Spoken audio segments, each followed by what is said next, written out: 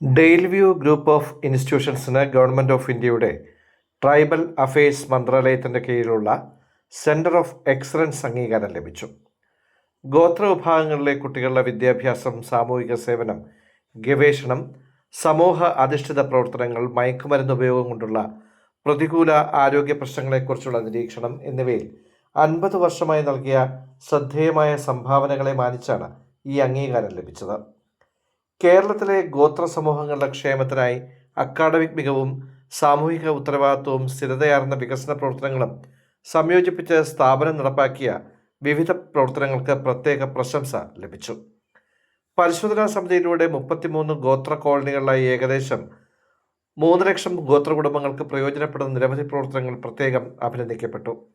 Community ലൈബ്രറികൾ, ബോധവൽക്കരണ ക്യാമ്പുകൾ, നൈപുണ്യ വികസന പദ്ധതികൾ, വനിതാ ശാക്തീകരണ പ്രവർത്തനങ്ങൾ, പരമ്പരാഗത കൈത്തറി ഹസ്തവിദ്യാ ഉൽപ്പന്നങ്ങളുടെ പ്രോത്സാഹനം, വിദ്യാഭ്യാസ സഹായ പദ്ധതികൾ, പഞ്ചായത്ത് തല ഈക്വൽ പ്രോജക്റ്റ് നടത്തിപ്പ്, വിവിധ ഗോത്രക്ഷേമ പ്രവർത്തനങ്ങൾ എന്നിവ സ്ഥാപനത്തിൻ്റെ പ്രധാന ഇടപെടലുകളായിരുന്നു.